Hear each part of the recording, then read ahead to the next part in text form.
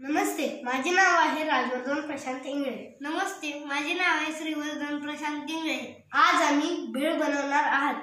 तर प्रथम आपण ह्याचं साहित्य मी तुम्हाला सांगतो। ही आहे आंबट गोड चटणीचे सारण आम्ही आधीच करून ठेवलेलं आहे।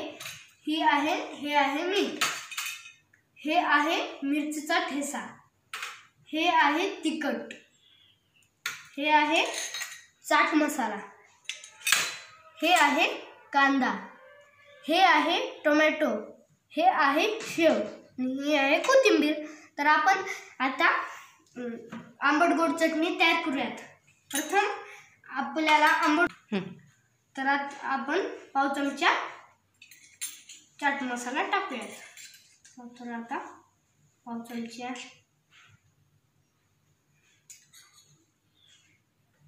आपण चाट मसाला टाकलेला आहे पाव चमचा।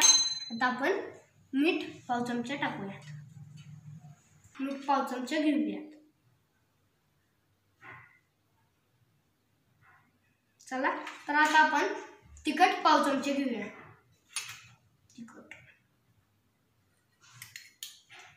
तिखट तुम्हाला जेवढे तिखट पाहिजे असेल तेवढे तुम्ही घेऊ शकता, पण मी पाव चमचा घेत आहे। आता हे आपण चांगलं स्मॅश करायचं आहे।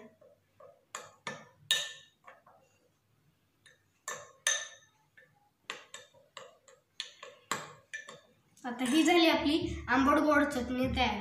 तर आता आपण काय करूयात, आंबट गोड चटणी झाल्यानंतर आपली ओली भेळ तयार करूयात। तर प्रथम आपण काय घेऊयात, मिरचीचा ठेसा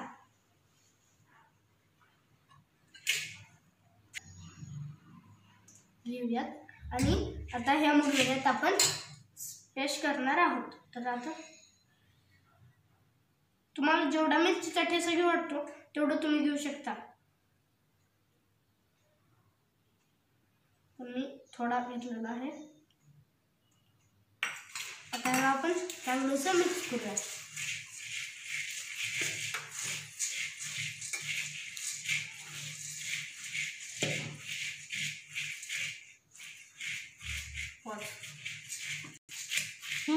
आता हे आपण चांगलं ढवळलेलं आहे। तर आता आपण प्रथम कोथिंबीर घेऊया।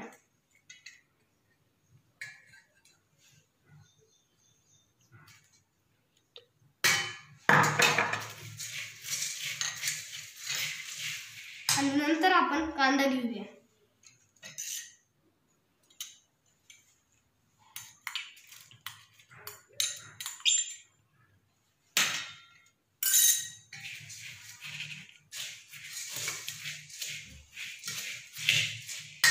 आणि नंतर आपण टोमॅटो घेऊया।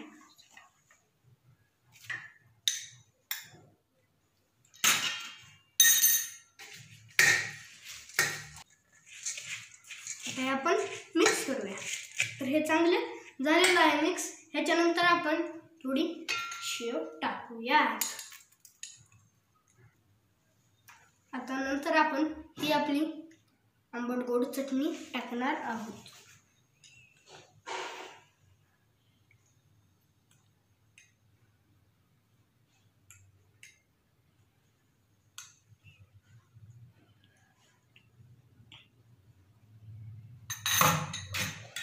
आता आपण ह्याला चांगलं मिक्स करणार आहोत।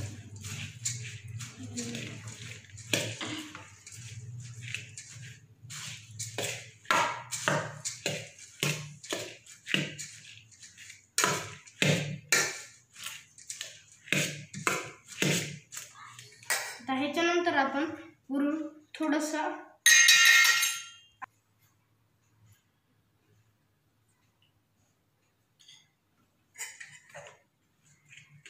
आणि ह्याच्यानंतर आपण थोडंसं त्याच्यानंतर तिखट पण टाकणार आहोत।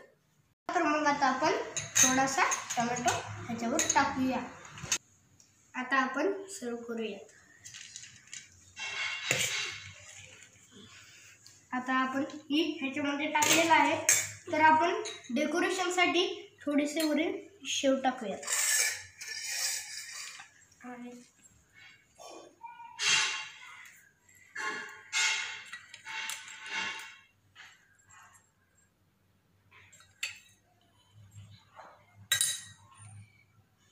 आणि थोडी वरून कोथिंबीर पण टाकूयात.